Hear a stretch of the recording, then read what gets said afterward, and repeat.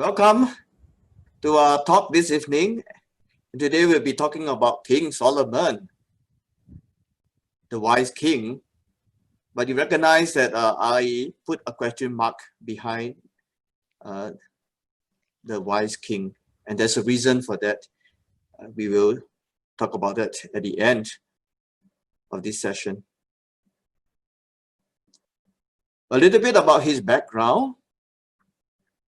His father was David, King David, and his mother Bathsheba. And David had an affair with Bathsheba. She got pregnant and gave birth to the first son. But God struck that child with a serious illness. We mentioned during our last talk that David fasted and prayed to God for healing of his son.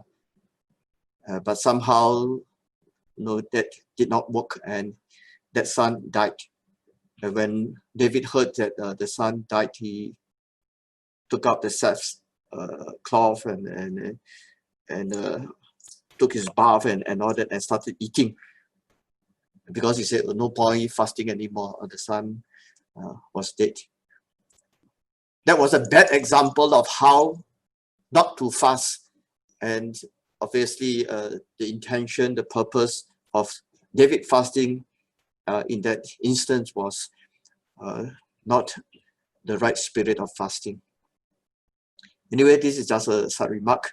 Then after the death of the first son, Bathsheba conceived a second son, and that was Solomon.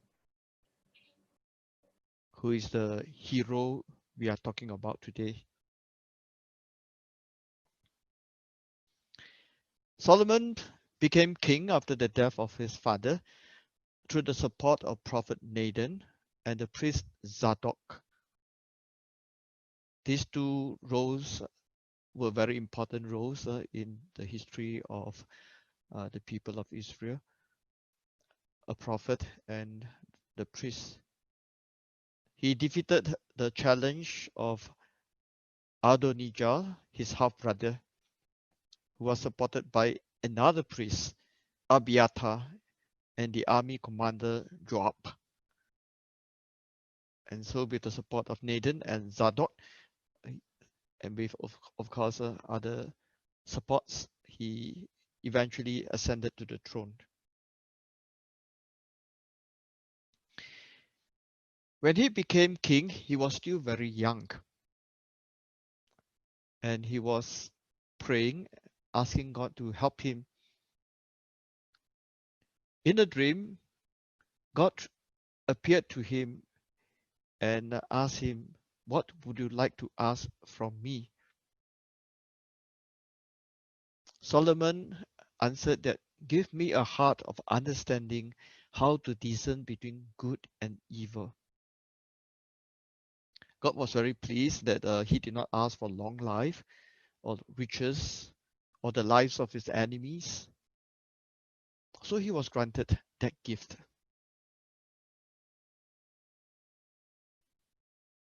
I think we have a song echoing that scene.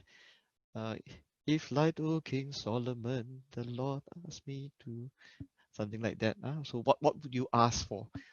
If God asked me, if God asked you for a gift, what would you ask for? In the case of Solomon, he asked for wisdom, the discernment between good and evil.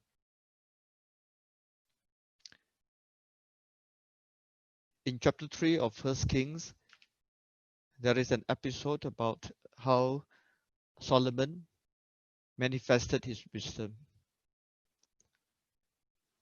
There were two women, prostitutes from the same wool house. Each of them gave birth to a baby. But in the night, one of the babies died.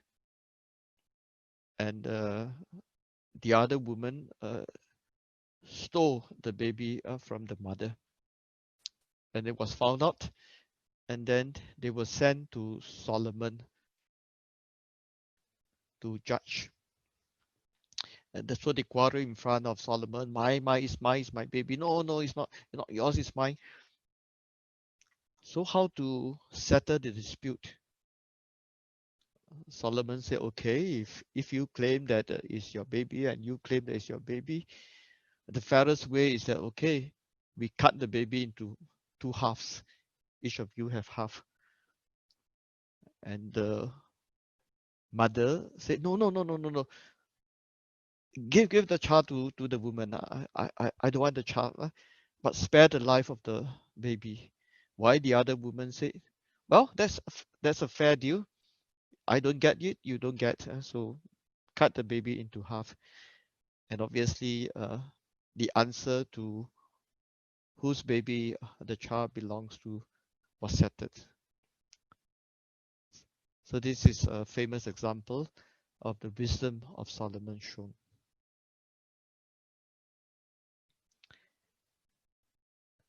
The books of Kings continue to say that Solomon had great wisdom. In fact, such great wisdom that he surpasses the wisdom of all the sons of the east and all the wisdom of Egypt. We know that Egypt was a great empire during that time. So a lot of capable men in Egypt. But apparently Solomon was said to be surpassing all these people. And in another text, he was wiser than anyone else, wiser than Atam and Esrahite, the sons of Mahor, Herman, Kalkol, and Data. His fame spread all to the surrounding nations.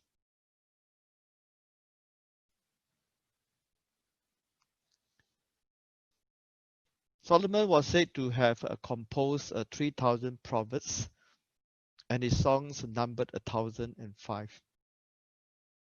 So apparently he inherited that musical gift from his father David. It was said that David was the author of the 150 Psalms in the book of Psalms. Scholars tells us today that that is not literally truth. He may have composed some of the Psalms, but there are many other Psalms that were composed by a variety of authors, but all attributed to David. As for the Proverbs, likewise, it came from a variety of sources from among the people themselves, and perhaps some from King Solomon. But at the it's the same. They would attribute to a famous figure, their hero, and in this case, they attributed the proverbs to King Solomon.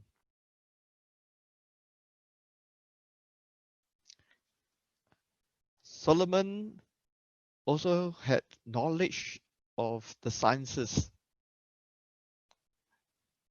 It was said that he could discourse on plants from the cedar in the Lebanon to the hyssop growing on the wall, and he could discourse on animals and birds and reptiles and fish. So biology, zoology, all kinds of knowledge.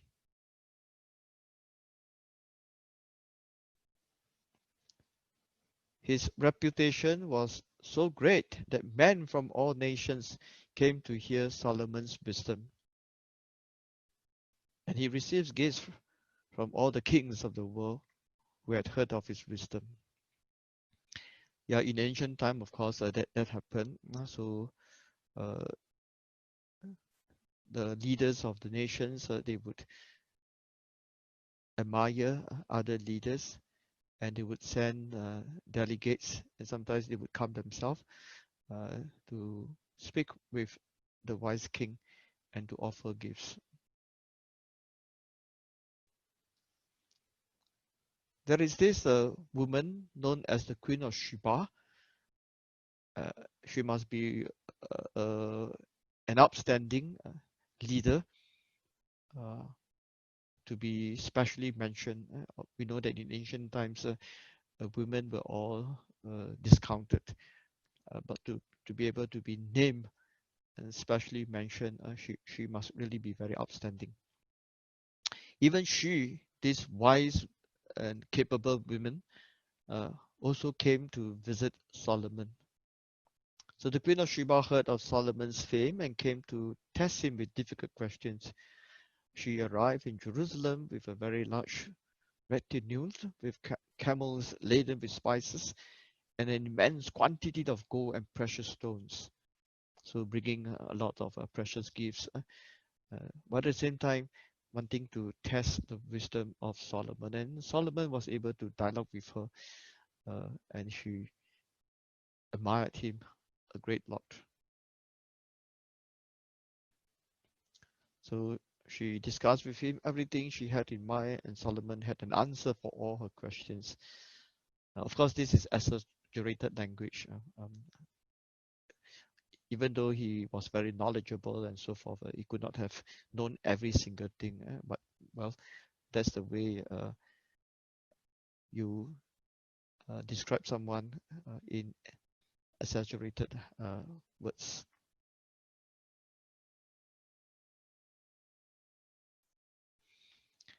So the growth of his kingdom enabled him to accumulate a lot of wealth, and with this wealth, he would be able to employ a lot of technicians and workers, and so he started to build the Temple of Jerusalem. But in the books of Kings, when Solomon built the temple, it was said that Solomon was very conscious that who was he to think that he could build a temple for the Lord. And so even the building of the temple was, in that sense, a gift from God. So he was humble enough to acknowledge that, yeah, God actually had no need to live in a house made by man, but it is more man's expressions of their submission to God that he built the temple. So with the building of the temple, then the Ark of the Covenant, which is the central religious object of the Judaism, was brought to the temple, was placed there in the Holy of Holies. And in the temple, they would offer their prayers to God, and they believed that God listened to their prayers. So there we have a few chapters in the first book of Kings describing the activities in the temple.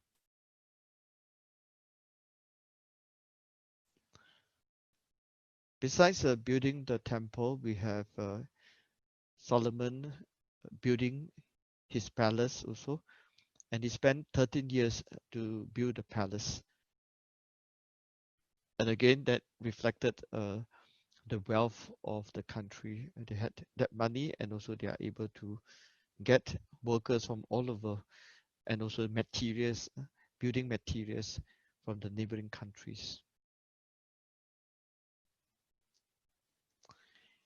He built a fleet of ships, and with that, he was able to send merchants to the surrounding countries and thus enhance the economy of the nation.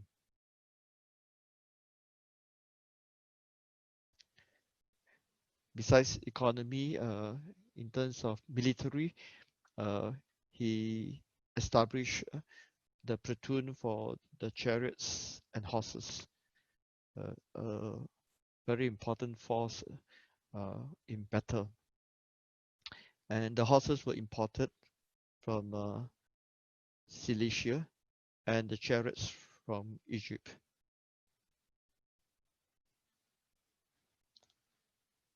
So we see here the kind of technological transfer, transfer of technology between the countries. And because of his achievement, his wisdom, and the prosperity of the nation, he was able to do all this. So for many years, Solomon was able to lead his country to great prosperity. But at the same time, that success the achievements became the source of his downfall. In his old age, Solomon began to indulge in sexual pleasure, and he took many, many, many wives and many concubines. And these wives and concubines, beauties, of course, from not just among the Israelites, but many of them were from the neighboring nations, including Egypt and all the different small nations around. And in these surrounding countries, each nation, they had their national deity, and their gods. And influenced by his wives, Solomon set up temples for all the different deities all over. So not only that he indulged in his own pleasure, but to appease, to please the wives, he followed their religious practices.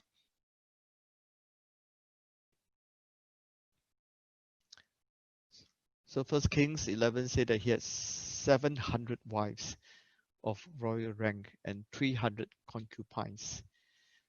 Of course, the exact number we do not know, but it means a lot. So his heart swore away from the God of his fathers, the God of Abraham, the God of Jacob, the God of Isaac and Jacob, and worship these other gods. His heart was not holy with the Lord, his God of his ancestors.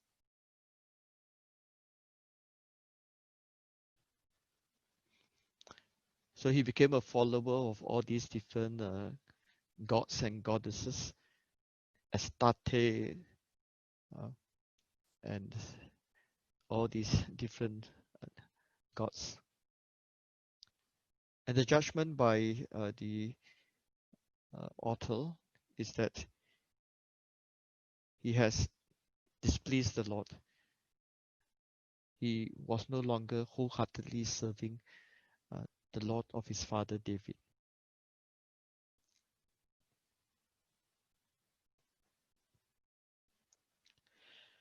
Now, of course, these questions about idol worshippings and so forth, it depends on how we see it. In my talk about the angry God, I mentioned briefly that these ideas that there are many gods, and each group of people, each nation, they are worshipping their own gods, and there is one greatest God that actually rule over all, and you should be faithful that one single greatest God is a misconception of the reality of God. There is no such things as there are many gods, and one among them is the greatest. If people are worshipping God at all, then it is worshipping their same God. They are worshipping the same God. If they are not worshipping gods, of course, then they are not gods. But if they are worshipping God, it must be only one God. Anyway, this is a theological question that we need to keep reminding ourselves. There's no such things as many gods, and there is only one God. Now, after the death of Solomon, there was a political schism. The country was divided into two. And it was said that it was a punishment from God. Since you behave like this and do not keep my covenant that I lay down for you, I will most surely tear the kingdom away from you. Obviously, this is a hindsight judgment on Solomon, that after the division of the nation into two, the interpreter looked back and interpreted as God's punishment for Solomon's disloyalty to God. Actually, even before his death, his sons Jeroboam rebels against him. You can imagine how many sons he have, 1,000 wives and concubines. So these few are just the key figures in the political struggle. Most likely there are many more of his sons and who were conflicting and all trying to gain power. But among them was these two, Jeroboam and Rehoboam. So after his death, Jeroboam reigned over the 10 tribes of Israel, while his brother Rehoboam took control of the south and reigned over Judah. So the country was divided into the northern kingdom of Israel and the southern kingdom of Judah.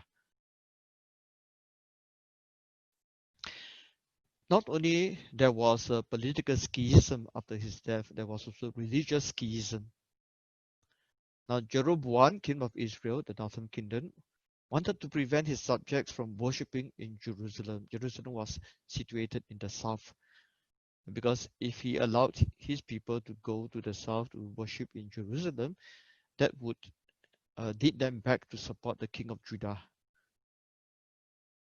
So King Rehoboam built a temple at Bethel, and sacrificing to the golden calves he made, and appointed priests who were not Levites to serve in the temple, and also instituted a feast on the 15th of the 8th month, so that they had their own feast day celebration and all that, to rival the religious center in Jerusalem.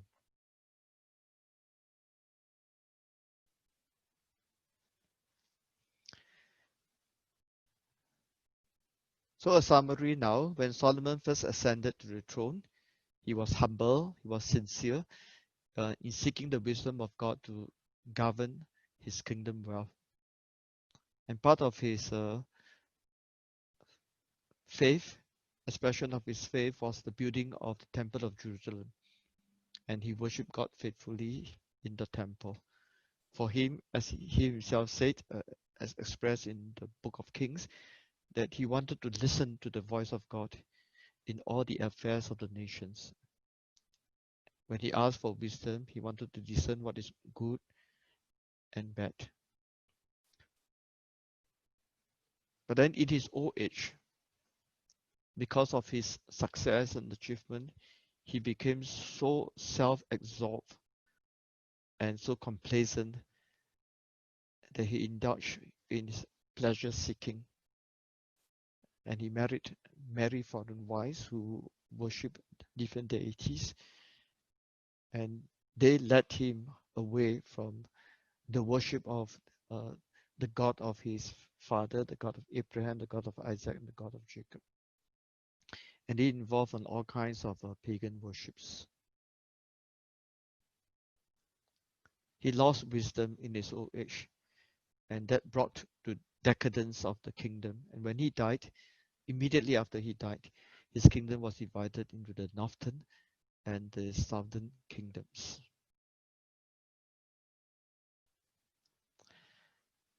Now can we learn from the lesson of Solomon? St. Paul in this letter to the Corinthians, chapter 10, everyone, no matter how firmly he thinks he is standing, must be careful he does not fall. None of the trials which have come upon you is more than a human being can stand. You can trust that God will not let you be put to the test beyond your strength. But with any trials, will also provide a way out by enabling you to put up with it. Here St. Paul is saying that now do not be so self-confident that you think that you are secure, that you will not fall. When you become complacent, then that is the time when you fall. When you think that you can manage it by yourself, that you don't need people, worse still, you don't need God, that is the time that you will fall. Yet at the same time, if we are on the guard against such complacency, then be assured that God will give us the necessary strength no matter what trials and challenges that we may face in life. God will not let us be tested beyond our strength. If we are faithful to Him, God will protect us and guide us and guard us on the right path. But if we forget about God, we think that we are so great, then that is the time that we may fall.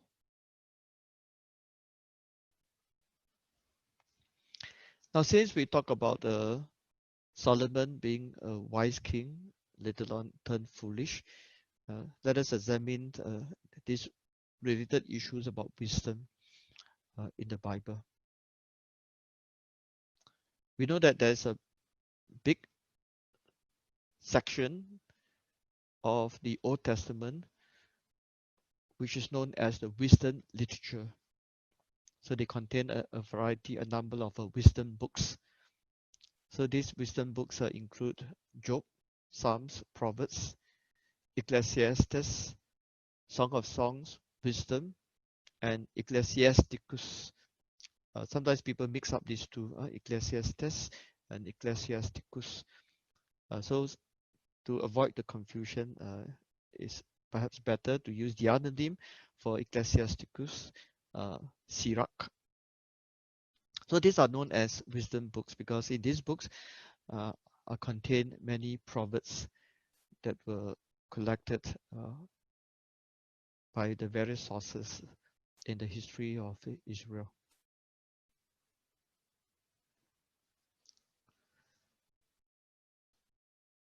If you look into these books, there are various descriptions about what is true wisdom. But ultimately, we are reminded that wisdom is from the Lord and it is His own forever. If we want real wisdom, we must seek the wisdom of God. Wisdom comes from the Lord. And we hear these expressions quite frequently. The fear of the Lord is the beginning of wisdom. What is the fear of the Lord? It is not that psychological stage of depression and aversion. No, here the fear of the Lord refers to a sense of awe, wonderment, and admiration of who God is, acknowledging His greatness, His omnipotence, His omniscience. So that sense of marvel in the presence of God is what it means by the fear of the Lord. So if we have that all, then we were able to really seek God, and God is the source of all wisdom. That one we mentioned about Old Testament, and in the New Testament, Jesus speaks about the simple of heart. If we acknowledge God as our Heavenly Father, then we relate to Him as a filial child, then we would not have the pride of the scribes and the Pharisees who thought that they had great learning. They studied the scriptures, they interpreted the scriptures, and they became proud. But it is the simple of heart, those who submit themselves to God as filial children, are the ones who had true wisdom. St. Paul speaks of wisdom in this way. He said that I was resolved that the only knowledge I would have while I was with you was the knowledge of Jesus and of Him as the crucified Christ. So for St. Paul, it's very clear. The more I know Christ, the more I love Him, the more I follow Him, the wiser I am. Any other knowledge would be for St. Paul, in that sense, superfluous. Not literally superfluous, but he's talking about a priority. If I focus on this knowledge of God, then I have everything.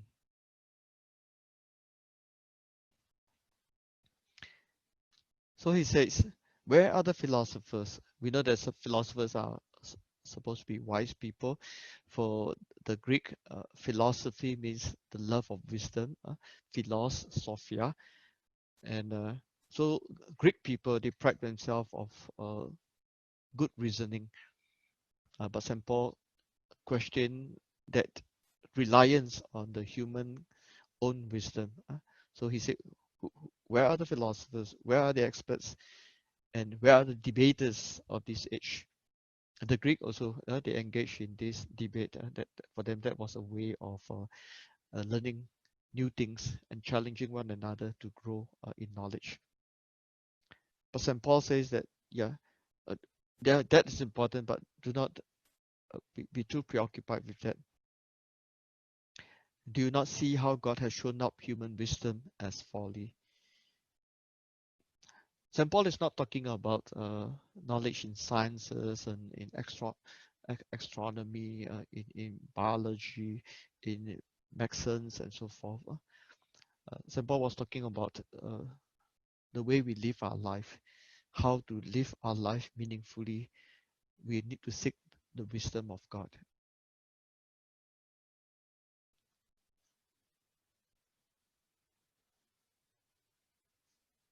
In Corinthians 1, he says that while the Jews demand miracles and the Greeks look for wisdom, we are preaching a crucified Christ.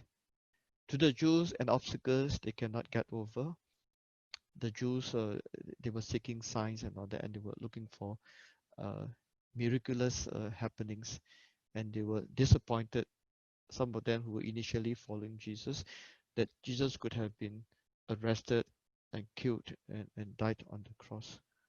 But those who truly understand Jesus, believe in him and followed him,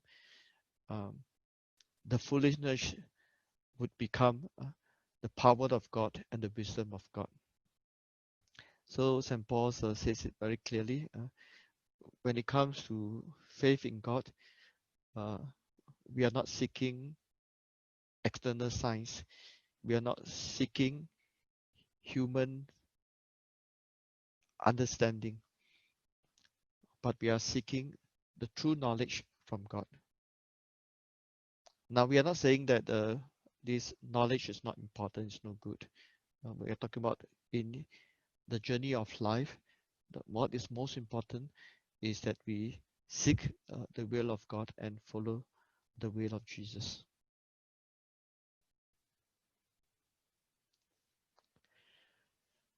So thank you. I hope that this talk not only helps us to understand Solomon, this great personality who was credited as one of the wisest king of his time, yet at the same time we see his fall in his old age, an opportunity for us to really reflect on the true meaning of wisdom and what is really wisdom, what do we really want in our life. And the reflection of St. Paul will definitely help us to come to a greater appreciation of what is truly wise, especially when it comes to our faith. For us Christians, that faith is precisely in knowing, following, and loving Jesus, our Lord, who died for us even on the cross while we were still sinners. So thank you very much.